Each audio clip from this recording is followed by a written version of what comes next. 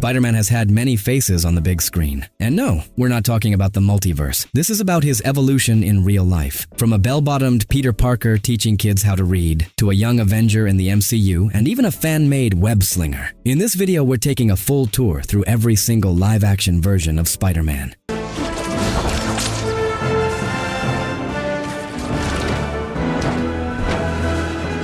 Danny Segrin, the oldest Spider-Man, 1974. Before the MCU, crossovers, and CGI effects, there was a Spider-Man more retro than a cassette tape. In 1974, we got our very first live-action Spider-Man, but he didn't swing into theaters or even a big budget show. Nope, this Spidey appeared on an educational kids show called The Electric Company.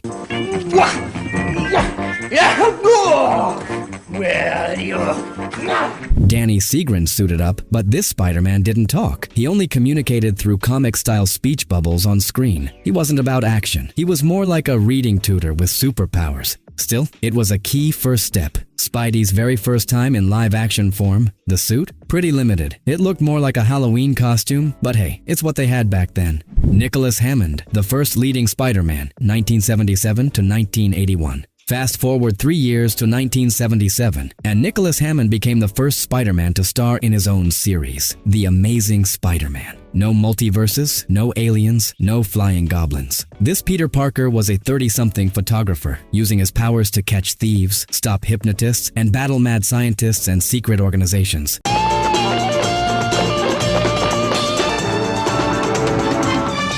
The show felt more like a cop drama than a superhero series. It had 3 movies. The Amazing Spider-Man, 1977. A pilot episode released as a movie in many countries. Peter gets bitten by a spider and fights crime while a mind-controlling guru causes trouble. Spider-Man Strikes Back, 1978. A 2-episode compilation where Peter faces students who build a nuclear bomb. Spider-Man, The Dragon's Challenge, 1981. Peter travels to Hong Kong to help a Chinese official clear his name. The suit? Well, it was the 70s. Red and blue spandex, giant silver mesh eyes, a crooked logo, and a utility belt with his spider tracker. The webbing. Just a white rope from his wrist, and sometimes you couldn't even see it. This Peter was serious. No jokes, no sarcasm. He felt more like a detective than a teen hero, but he showed responsibility and bravery for his time. He was the pioneer. Without him, who knows if today's Spideys would even exist. Tobey Maguire, Sam Raimi's trilogy, 2002 to 2007. And now, let's go big. In 2002 came the Spider-Man that defined an entire generation. Director Sam Raimi gave us an origin story packed with heart, pain, action, and some of the best character development ever seen in superhero cinema. Tobey Maguire brought Spider-Man to life in a legendary trilogy. Spider-Man 2002. It starts with Peter Parker, the classic nerdy high school kid. No parents, no money, and zero game with Mary Jane. Then one day, he gets bitten by a genetically altered spider, and his life flips upside down. What makes this movie great is Peter's journey. At first, he uses his powers to show off, but after Uncle Ben's tragic death, he learns that with great power comes great responsibility, and Spider-Man is born.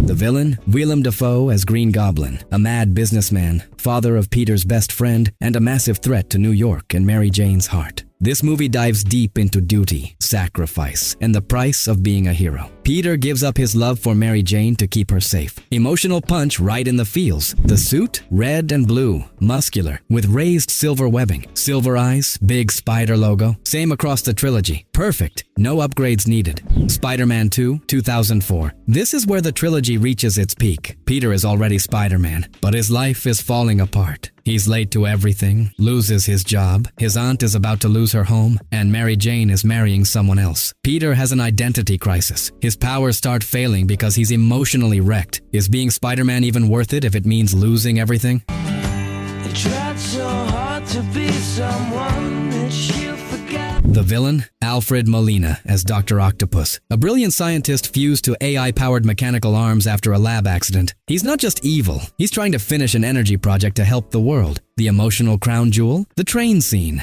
Peter stops a runaway train using only brute strength, collapsing from exhaustion. The passengers gently carry him, unmask him, and realize he's just a kid. We won't tell anyone, they say. That moment, pure Spider-Man.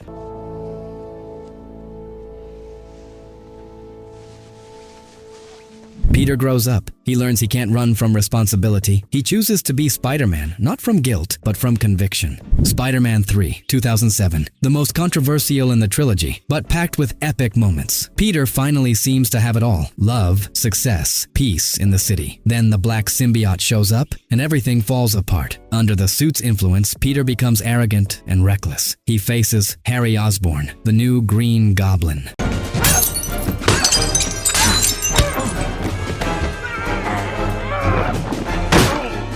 Sandman, a tragic villain with a heartbreaking backstory. Venom, the dark mirror of Spider-Man, embodied by Eddie Brock. Themes of revenge, forgiveness, and redemption are everywhere. Peter must forgive the man who killed his uncle, let go of his pride, and face his own mistakes. Yes, this is the movie with Emo Peter and the infamous cringy dance.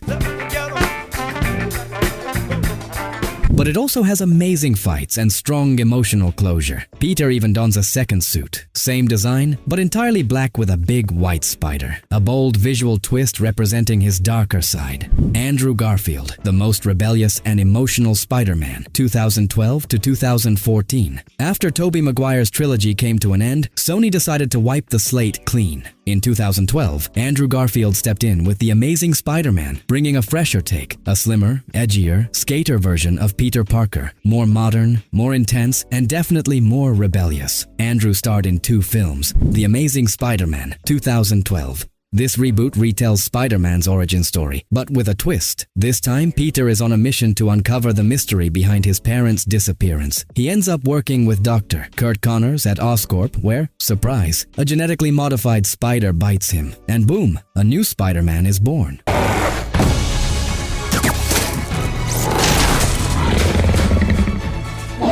Villain, the Lizard, aka Dr. Connors, who wants to turn every human into a reptile like himself. Peter's love interest isn't Mary Jane, but Gwen Stacy, played by Emma Stone. And their chemistry? Off the charts. It doesn't even feel like acting. They look like they're truly in love. This Peter is snarkier, more rebellious. He cracks jokes while fighting, clashes with the police, and doesn't care much about following the rules. But deep down, he's also more isolated, more broken. The suit? Totally different from the classic look. Darker tones, yellow eyes, a new web pattern, and a smaller logo. It had a more tactical vibe, less cartoonish. It divided fans, but it gave this Spider-Man a unique style. The Amazing Spider-Man 2, 2014. In the sequel, Peter is already a full-time Spider-Man.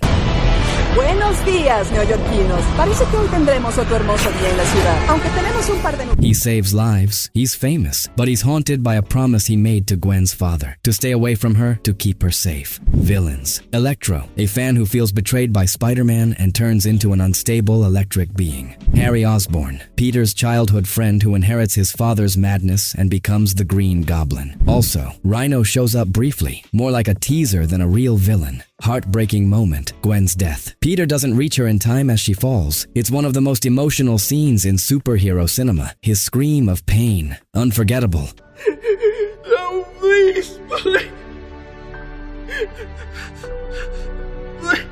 The film explores heavy themes like guilt, destiny, and loss. Peter goes from hope to absolute heartbreak, but in the end, he finds the strength to rise again. The message? Even if you lose the ones you love, you can't stop helping others. His second suit? Much closer to the classic look. Bright red and blue, large wide eyes. Many fans consider it one of the best live-action Spider-Man suits. Very comic accurate. This Peter is more emotional, more vulnerable. Andrew Garfield gave us a Spider-Man who feels deeply, who suffers, who falls hard and tries to get back up. He had the charisma, the agility, and those perfect web-slinging moves. But Sony failed to manage the story. Sadly, the third movie was cancelled, leaving his universe incomplete. Tom Holland, the MCU Spider-Man. Then in 2016, surprise, Marvel and Sony finally made peace and brought us the ultimate Spider-Man for the Marvel Cinematic Universe, Tom Holland. The youngest, the most comic-accurate teen version, and the only one to fight side by side with the Avengers. Tom Holland starred in 3 solo films and made his debut in Captain America: Civil War.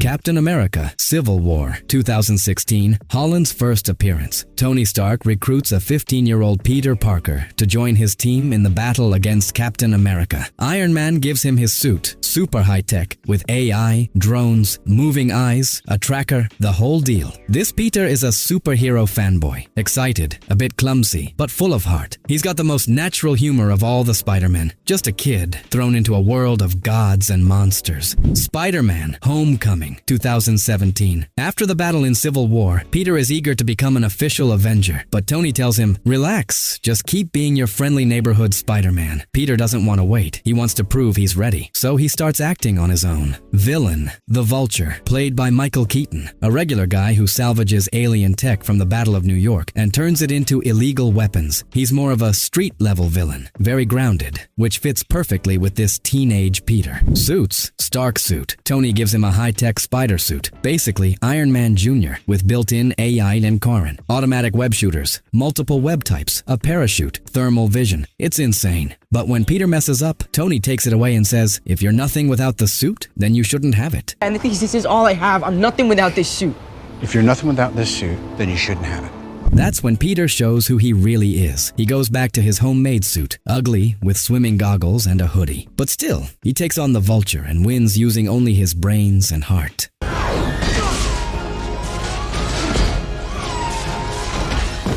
This movie explores themes like growing up, finding your place, and not depending on adults for everything. In the end, Tony offers him a spot with the Avengers, but Peter turns it down. He chooses to stay a friendly neighborhood hero, a humble, mature ending, very true to Spider-Man. Spider-Man Far From Home, 2019. After the events of Avengers Endgame, Tony Stark is gone, and Peter is crushed. All he wants is to disconnect, enjoy a school trip across Europe, and finally tell MJ how he feels. But yeah, if you're Spider-Man, peace never lasts long. Villain Mysterio. At first, he seems like a hero from another dimension, but surprise, he's actually a former Stark employee and a master of illusions, a manipulator who messes with Peter's mind big time. Suits. Iron Spider. At the start, Peter wears Tony's advanced suit, complete with robotic legs. Stealth suit. Fury gives him a black stealth version to keep a low profile in Europe. Red and black suit. In the end, Peter designs his own suit using Stark tech, a tribute to Tony. We see it during the final battle in London. It's the most Peter Stark version of Spider-Man so far. Peter grows up a lot in this movie. He learns to trust his instincts, especially in the iconic Peter Tingle scene, where he overcomes Mysterio's illusions using only his senses. That moment is huge. Peter stops being just a kid in a suit and becomes a true hero in his own right. But of course, Mysterio leaves behind a final twist. He reveals Peter Parker's identity to the whole world and frames him for his death. Spider-Man No Way Home, 2021. Peter is now the most famous and hated teenager on the planet. The media is all over him, and his personal life is in ruins. Even MJ and Ned are dragged into the chaos, so he turns to Doctor Strange to erase his identity from everyone's memory. But Peter being Peter messes up the spell. And boom, the multiverse cracks open. Villains, the best of the best, returning from previous sagas. Green Goblin, Dr. Octopus, Electro, Sandman, and Lizard also return. Suits, black and gold. Suit, basically his old suit flipped inside out after it got stained. Integrated suit, a combo of the Iron Spider and his red and black one. Final suit. After everyone forgets Peter, he sews his own suit from scratch. Bright red and blue, simple, beautiful. It's a fresh start, a return to classic Spider-Man. The most epic moment, the arrival of Tobey and Andrew. 3 Spider-Men fighting side by side, with real chemistry, sharing pain, mistakes, and redemption.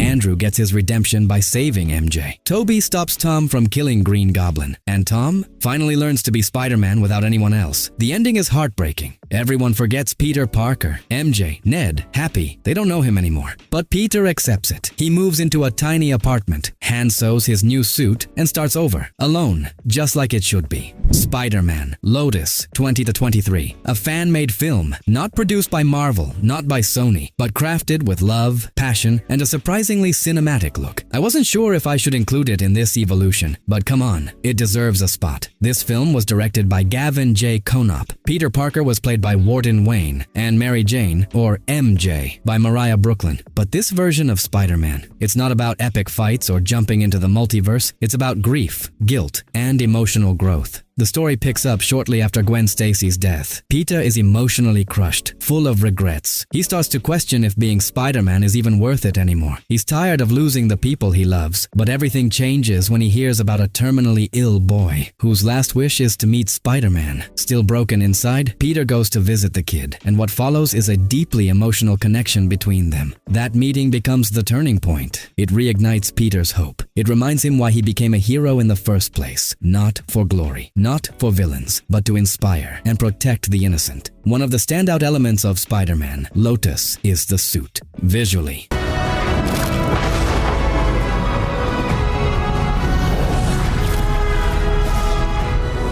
it's inspired by the classic Alex Ross comics. The fabric is matte, the black webbing is bold, and the white eyes are expressionless, more serious, old-school comic vibes. It's not flashy, not modern, no tech, no gadgets. It gives off a nostalgic, solemn feel, perfectly matching the film's melancholic tone. Unfortunately, the project was later overshadowed by controversy. Old racist and offensive messages from actor Warden Wayne in some of the team were leaked. That caused major backlash online, and many fans decided to boycott the film. Still, Spider-Man, Lotus went ahead and was released for free on YouTube. And despite the backlash, it's racked up millions of views. So yeah, from rope webbing in the 70s to AI-powered suits in the 2020s, Spider-Man has evolved like no other hero. Each version gave us a different side of Peter Parker. The serious one, the tragic one, the rebellious one, the dreamer. But in the end, they all share the same thing. With great power comes great responsibility. So tell me, which Spider-Man is your favorite? Make sure to leave a like, subscribe, and hit that notification bell for more character evolutions.